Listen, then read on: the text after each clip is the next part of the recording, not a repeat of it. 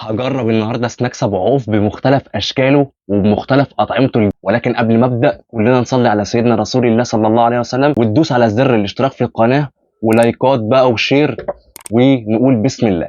هجرب سناكس ستيكس ابو عوف بطعم الكاتشب، سعر الكيس 10 جنيه. كميه الستيكس، ريحه الكاتشب يا جماعه قويه جدا. شكل الستيكس ندوق ونقول بسم الله. بالنسبة للباكجينج 10 من 10 يا جماعة، الباكجينج جامد جدا، شكله كده يشد العين. أما بالنسبة لكمية الستيكس صراحة 9.5 من 10، الكمية مقبولة جدا، سعره 10 جنيه فالسعر مناسب جدا. أما بالنسبة لقرمشة الستيكس 10 من 10 و10 نجوم يا جماعة، القرمشة قوية جدا وهتستمتع بيها قوي. بالنسبة لحجم الستيكس 9 من 10، وسماكة الستيكس 9.5 من 10. بالنسبة لطعم الكاتشب 10 من 10 و10 نجمات. وختم الجودة يا جماعة، طعم الكاتشب جامد قوي وطعمه باين وواضح والطعم لذيذ جدا. تجربوا، لازم طبعا تجربوا يا جماعة، تجربة مختلفة تماما للستيكس. بالنسبة لأبو عوف 10 من 10 يا جماعة. تاني منتج معانا هجرب سناكس أبو عوف بافس بطعم الجبنة. نفتح كده ونقول بسم الله. يا جماعة جمال الروائح بتاعت الفليفر جامدة جدا، يا جماله يا تكاته يا حركاته. ريحة الجبنة يا جماعة قوية جدا.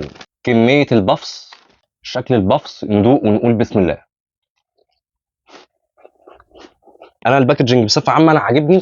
بالنسبة لحجم البفس 10 من 10، الحجم مناسب جدا. بالنسبة لقرمشة البفس 10 من 10 و5 نجوم.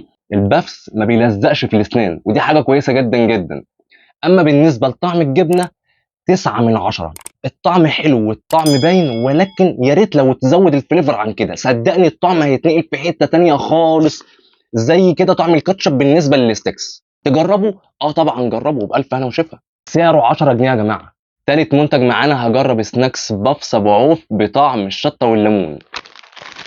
عاجبني قوي يا جماعة الصراحة الباكجينج بتاعهم، هايل وممتاز والله. ريحة الشطة طالعة كده وربنا يستر. كمية السناكس، شكل السناكس ندوق ونقول بسم الله.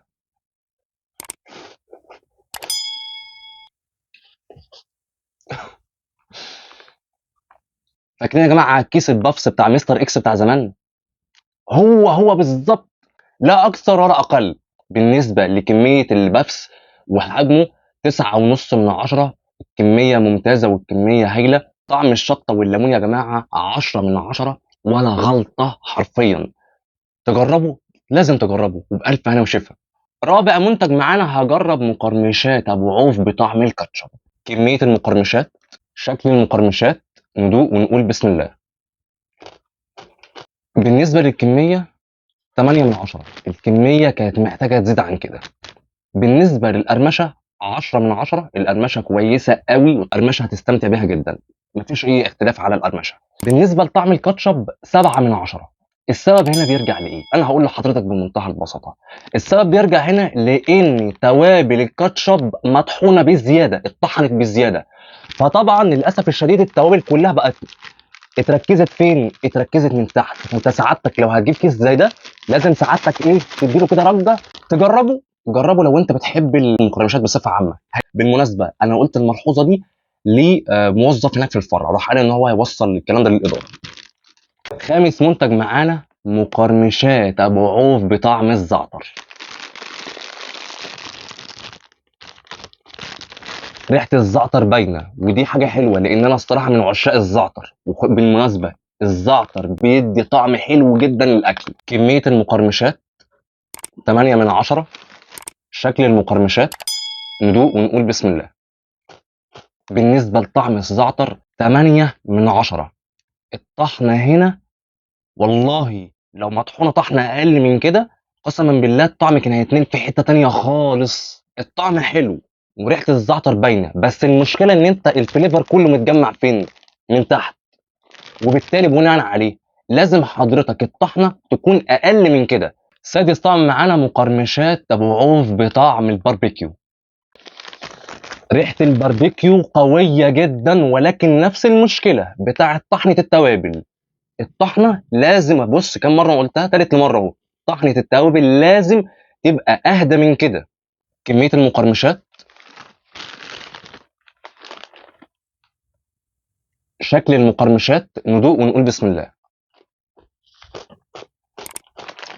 عارف انا ايه اللي مزعلني في المقرمشات؟ ان كل حاجه مخدومه، يعني المقرمشات حلوه والكميه بتاعتها كويسه جدا والتوابل نفسها طعمها حلو، ولكن الطحنه بتاعت التوابل مطحونه بالزياده. طب ليه؟ بالنسبه لطعم الباربيكيو الطعم قوي جدا وحلو وريحته قويه قوي، ولكن في مشكله مع الطحنه، طحنه التوابل، وبالتالي ده هياخد برضو 7/10. هجرب سبع طعم معانا مقرمشات ابو عوف بطعم الشطه والليمون. كميه المقرمشات، شكل المقرمشات، ندوق ونقول بسم الله. القرمشه 10/10. كميه وحجم المقرمشات 8/10. كميه والحجم طبعا محتاجين ان هم يعلوا عن كده شويه. طعم الشطه والليمون 5/10. الطعم ضعيف جدا، انا يا دوبك بعد ما اكلت كام واحده يا دوبك حسيت بطعم الشطه، الليمون جاي من بعيد. ده ناتج عن ايه؟ ده ناتج طبعا ان التوابل مطحونه طحنه بزياده، وان الفليفر مش قوي. عكس هنا، تجربه زي ما تحب، ولكن انا صراحه بحب الحاجه لما بتكون فيها شطه وليمون تبقى عاليه، ولكن بصفه عامه هو كويس مش وحش بالمناسبه. هجرب تمن منتج معانا، سوداني ابو عوف بطعم الجبنه. كميه السوداني، شكل السوداني بالجبنه، ندوق ونقول بسم الله. ايوه كده يا اخي، ايه الجمال ده؟ سعره 15 جنيه. السوداني 10/10 و10 نجمات وختم الجودة. طعم الجبنة 10/10 و10 نجمات وختم الجودة. ايه الجمال وايه الحلاوة وايه الطعامة دي يا ابو عوف؟ عامل لي شوية سوداني جامدين جدا جدا جدا، بس الكمية زود لي الكمية شوية. يعني انا الصراحة بدي الكمية 9/10. لو زودت الكمية عن كده حاجة بسيطة هتاخد العلامة الكاملة. فول سوداني بطعم الجبنه من ابو عوف عالمي، عالمي بجد والله، حاجه نظيفه بجد. هجرب تاسع منتج، فول سوداني ابو عوف بطعم الكاتشب. يا سلام، كميه الفول السوداني، شكل الفول السوداني بطعم الكاتشب، ندوق ونقول بسم الله. يا سلام، سعره 15 جنيه. القرمشه 10/10 و10 نجمات. القرمشه قويه وجميله ولذيذه وتستمتع بيها جدا. الفول السوداني بطعم الكاتشب 10/10 و10 نجمات وختم الجودة. وزي ما انت عايز تقول قول. يا جماعة الفول السوداني نضيف قوي، وطعم الكاتشب جامد جدا، والبريدنج، البريدنج اللي من بره ده حاجة كده يا جماعة في غاية الجمال وفي غاية الروعة. تجربوا، طبعا لازم تجربوا. هجرب سناكس ابو عوف بطعم الباربيكيو المدخن. ريحة الباربيكيو قوية جدا. شكل السناكس، ندوق ونقول بسم الله. قرمشة السناكس 10/10. القرمشة قوية جدا.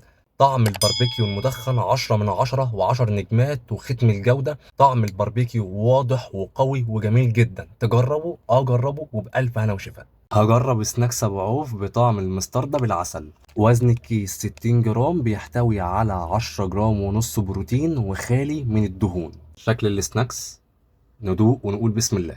الباكجينج 9.5/10. شكل السناكس وحجمه 10/10. طعم المستردة بالعسل 10/10 صريحة. الطعم جميل جدا.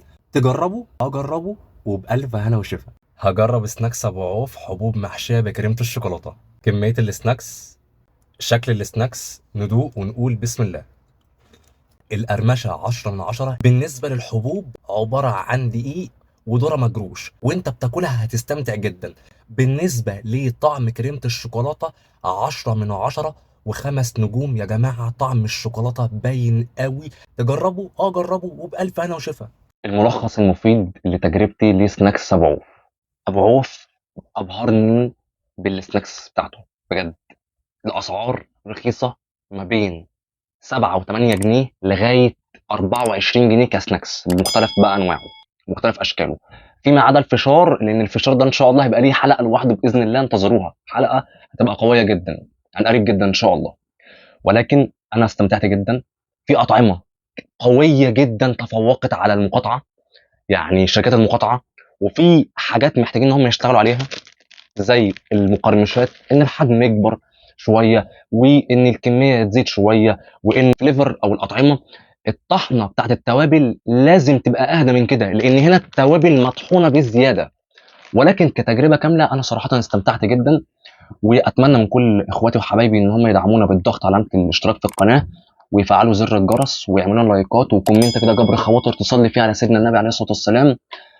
كان معكم عبد الله فود، من هنا إلى أن نلتقي في فيديو آخر، أستودعكم الله الذي لا تضيع ودائعه. دمتم في رعاية الله وأمنه، والسلام عليكم ورحمة الله وبركاته.